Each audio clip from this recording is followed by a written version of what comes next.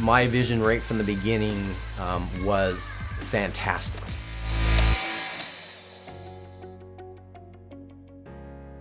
PHC is a for-profit organization. We see the ability for ourselves, success for ourselves, in a way that allows us to be philanthropists.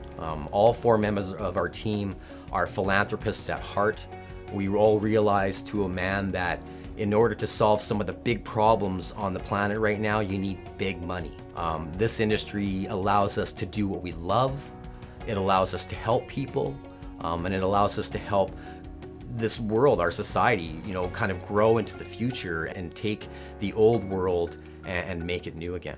Where do we see 3D PHC in the future? I like this question because my vision right from the beginning was fantastical.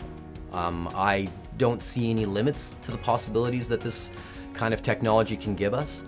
And I personally see 3D PHC being on a list of companies that are going to Mars in the future. We are going to build the groundwork for the astronauts and the colonizers and the settlers to come and then build their habitats underneath our big roofs. And this is some ideas that I've had in the drawing board, and you might hear more about that later.